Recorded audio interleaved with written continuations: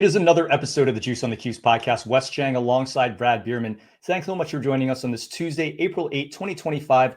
So much to talk about as always. We begin today's show on another week in the transfer portal. Syracuse's latest addition is Ibrahim Souare from Georgia Tech as Syracuse revamps its roster, adding to William Kyle, Nate George, and Nate Kings. Brad, what do you think of the latest addition? I think it's great, Wes. I think that Syracuse had a plan here, and I think they're executing it. And this is a hoops rebuild. Obviously, we all know it's much needed, and there was really a lot of thought put into this. And go back and look. Alex Klein just came aboard July 24th, 2024. So he hasn't even been here a year, not even close to a year. He's just been learning on the job as he went through the fall and the winter, and had a chance to casually chat with him during the ACC tournament. There were long lulls there for those mandatory shoot-arounds at the arena. And I'll tell you, Wes, I'd say he was on the phone 90% of the time. And that was back in, early mid-March. So, everything was percolating at the end of the season into the postseason. And you see that what's been reaped here from the work out on the trail and targeting specific players at these positions. And really think it's interesting now with Souare is the recent addition coming in at that power four center spot, announced a couple days after Peter Mastorovic announced he was going into the transfer portal, going to take over that position and upgrade in talent. And just for kind of grins here, looking at the game back in January when Georgia Tech came to the Dome and Syracuse won, well, Souare played 17 minutes, 4 boards, 3 personal fouls. Mastorovic played 12 minutes, 5 boards, 4 personal fouls. So at that position, it all goes back. We've talked about this every season, Wes. Defense. All right, these players are coming in. Let's see how they can play at the defensive end. Don't question the ability to score, along with Starling and Freeman coming back and the 4 freshmen. But certainly, upgrade in talent. Have to be happy with it. Yeah, Brad, I think in terms of Souare, it's a nice depth piece. He's going to be the 6th forward, probably not make too much of an impact this upcoming season when you think about guys like Donnie Freeman and Sadiq White really taking up most of that time at that power forward position. But, to your point, upgrade not only in talent, but also in athleticism. This is a guy that plays above the rim.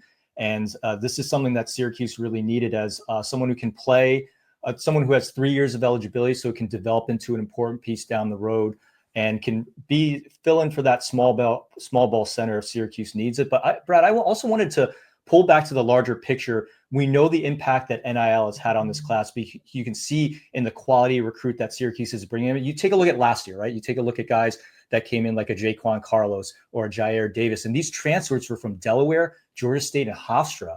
And this year, you look at the transfers coming in, UCLA with William Kyle, Georgia Tech with the 2 players they're bringing in, Oregon State with Nate Kings. In the case of Nate George, it's someone who's a proven commodity, having led the ACC in assists, was the #1 ranked point guard in the portal. So from a talent perspective, to your point, this is really the team that Adrian Autry had hoped for. And you mentioned Alex Klein working those phones. Well, kudos to him because he really grabbed the talent as he saw it. He really revamped his entire Syracuse team in just one offseason. And listen, Brad, they're definitely going to be better than that next year. Whether they're an NCAA tournament team, I don't know. But are they going to go 14-19 with this talent on the roster? No, they're not. They're going to be better. No, there's no coincidence, Wes, that these players coming in now are from Power 4, Oregon State included conferences. Absolutely part of the game plan. Also says what we learned as the season was progressing. Heard this quote over and over. The money's going to be there in NIL. The money's going to be there. So obviously that budget was increased. They know what they're playing with. And 10 scholarships right now, Wes, sitting here in early April. So there's room there to plug in. And, some Division II and lower major players have contributed at schools where there's a head coach that they followed.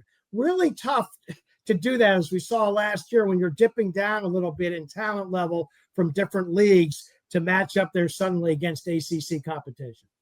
Yeah, Brad, we'll just have to see with that remaining center position. I think Syracuse needs to grab a starting center, but other than that, I think they're in really good shape. And Brad, I did want to move on. You and I have talked about on this very podcast many times before, but Syracuse has struggled against Notre Dame for the last half decade. The last time the Orange lacrosse team defeated Notre Dame was 2018. That streak now over. The Orange getting one of their most impressive wins in quite some time, dominating the Fighting Irish and a 14-9 win. Brad, a lot to like on Saturday afternoon in the JMA Wireless Dome. Wes, I'm going to take it right at the top. I mean, it's the biggest win in the Gary Gate 4-year era as head coach at Syracuse, plain and simple, much less, the best win of this season. And what I really point to is the development again from this coaching staff. This is the mark of a great team as they have developed as the season has gone on. The Maryland loss and the Harvard loss, and now what has happened since then against quality competition. And let's face it, I've said this over and over again. It's going to happen in the game upcoming against Cornell. We'll get to in a moment. But these games are so close. The talent is so evenly matched, such high caliber. These players play against each other, moving up in high school and special teams in the summer and all that for the national teams, et cetera. So when they're out there playing, that mental part of the game really comes into play. And give credit to the Syracuse coaching staff. They had this team ready to play. We saw the most balanced effort we have all season. And just kudos to the interior defense, midfield defense, the face-offs, the offense, the goalie, and the coaching staff. 11,000 salute to the Orange fans as well. Great for the program. Yeah, Brad, this was absolutely the mountain that Syracuse needed to summit if they were going to get back to prominence in the National College Lacrosse landscape. And I want to first start off by talking about the maligned Joey Spallina. He's caught heat on social media for only being a player that shows up to score against lesser opponents. I think we can knock that narrative out of the window because he eviscerated that. 4 goals leading Syracuse. And of course, that Syracuse defense. Brad, I think you and I were watching this game. Devin McLean putting Notre Dame up 3-0 with 11:03 left in the first quarter. I sent you a text message being like, "Oh, this is not looking good." Well, turns out maybe I reverse jinxed it because that was the last goal they would score until 1:10 left in the third quarter. What a great job Jimmy McCool and that Syracuse defense did during that time, to echo your point. And I also want to further echo your point. 11,000 plus fans showing up to the Dome to watch that game. You know that Syracuse is back when the Dome is rocking. Syracuse is knocking off top 5 teams in dominant fashion. Again, this wasn't an 11-10 last second win. This was a 14-9 dominant win. The final result really wasn't in question throughout most of the fourth quarter. So this has all the feeling of a special team now, Brad. It certainly does, Wes. A team that can compete not only to get to the Final Four Memorial Day weekend, but perhaps compete for a championship. And it really sets up this interesting matchup, as I mentioned, against Cornell coming up this Saturday in Uniondale, Long Island. This is going to be exactly what an NCAA tournament game, neutral field environment is going to kind of feel like. Good weather there. There'll be a great crowd there. Corrigan Sports is putting it on. And by the way, Syracuse fans, you have to go to Corrigan Sports Media, their network website, to watch this game, but had a lot of questions this week on how to be able to view it. And this is going to be another test against a very competitive team, the number 1 ranked team this week in both polls. And great to see this upstate rivalry going in this game. And let's see if Syracuse can continue on a neutral field outside of the Dome West against the Big Red.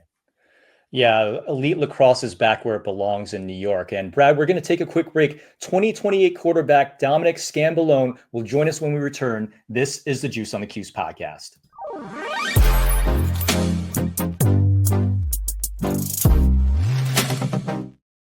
Back on the Juice on the Cuse podcast, Wes Cheng here with you. We are thrilled to be joined on the show today by 2028 quarterback from CBA in Syracuse, Dominick Sgambellone. Dominick, thanks so much for joining us today. How are you? Good. How are you? Yeah, Dominick, doing great. I want to get you started on this one. You had a chance to visit Syracuse on Monday. How did it go? It was a great visit. All the coaches were super nice. We took a great tour around campus, and overall, it was a really great visit. So what were some of the highlights from that trip? I think some of the highlights were mainly just meeting the coaches and seeing some of the players and just like seeing how they ran practice. It was really great. So you mentioned some of the coaches. I know that you probably interacted with some coaches more than others. Did you get a chance to meet Nunzio Campanelli? Did you get a chance to meet Jeff Nixon? Yeah, I mainly talked to Coach Campanelli a lot. He was really cool. I got to talk to him about a number of different things about my recruiting process, how my high school career is going, and just a bunch of different things like that.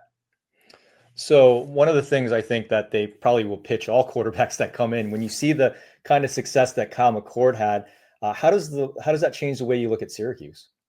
Yeah, I think it really greatly impacts how I look at Syracuse, because seeing the success he had has really brought the program up and has influenced a lot of different people to mainly look at their program. And it shows how great that they're going to turn out to be. Yeah, so as I mentioned during the introduction, you're a local CBA guy, and there's obviously a huge pipeline between the two schools. I know that several of your teammates, even just as recently as the 2025 class, are going to Syracuse, and those are guys who have appeared on this very program, like Matt Hahn and Darian Williams. What have you spoken to them about during their process? I haven't spoken to them much about their process specifically, but I got a chance to see Matt Hahn a little bit today, and I talked to him a little bit. He mainly said his process was fairly easy, but he just said all the coaches that he worked with were super fluent with him. He had great conversations with them, and he had many offers, but he eventually landed on Cuse, and that was his go-to from the start. So one of the things that Syracuse, I'm sure, is pitching you on is their new facilities, right? They opened it less than a month ago, brand spanking new. When you see the facilities, what did you think of them? Yeah, I got the chance to go in some of the facilities today. I thought they were very modern. They're really like leaning towards getting more recruits to go there. I really like the facilities. Like you said, they were like only a couple weeks old. They mentioned that in some of their presentation today. And they have a lot of new like gaming systems, all that in there, which is really focusing on the up and coming recruiting classes. So when you look at a team that I think, when you were growing up, and again, you live a couple miles away from the campus, and they weren't necessarily as good, and then you see Fran Brown come in and have a 10-3 season like that. You're in the community. What does the community think of that, and what do you think of that as a recruit? The community is really supportive of Fran. He's came in and done a lot of great things for the program, and everybody really loves what he's done. And I think he's brought a lot of recruits with him coming from Georgia. He's brought a lot of great talent and like new recruits to this area, and really brought a lot of attention more towards Syracuse. So let's talk about you for a little bit for a sec, Dom. Tell me the kind of quarterback you are on the field and what's leading all these schools to start looking at you. I think I'm more of a pro style quarterback. I have a great ability to stand in the pocket, really make any throw necessary, and I can take a great deal of information and really process it and break down the defense. And then there's obviously a little pressure coming in maybe this fall as CBA defends its New York State championship. And you guys have been either in the championship or competing for championships for so long. So what are you looking to show this fall as a quarterback? This fall, I'm really just trying to show what our team can do and how we can work together to try and go for another state championship, and also showcase myself and my great talents, and really just see how far we get and try and go for another state championship. Well, Dominick, we wish you all the best in that. Thank you so much for coming on the program again. 2028 Syracuse CBA quarterback, Dominick Sgambellone. Dominick, we really appreciate it. Thanks for taking a couple minutes of your time with us today. Yep. Thank you for having me on.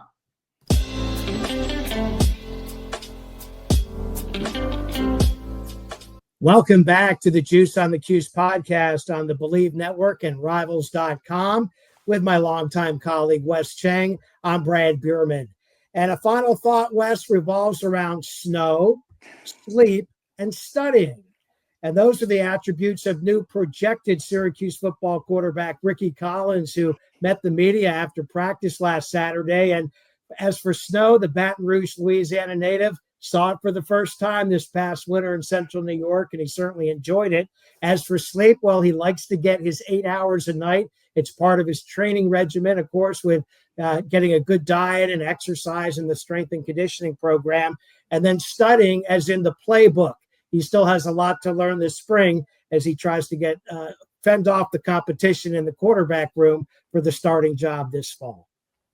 Yeah, Nunzio Campanelli was made available to the media last week, and he talked about the depth in that room. And I have to agree. And Ricky Collins looking every bit the part of a starting quarterback. We'll just have to see if he is the next Kyle McCord or not, but a lot to look forward to in that quarterback room. And Brad, some hoops news for my closing thought. The Toronto Raptors announcing over the weekend they signed Syracuse alum Cole Swider for the remainder of the season. The former Syracuse forward appeared in 6 games for the Raptors to date, averaging 6.5 points, 2.3 rebounds, and 17.8 minutes per game.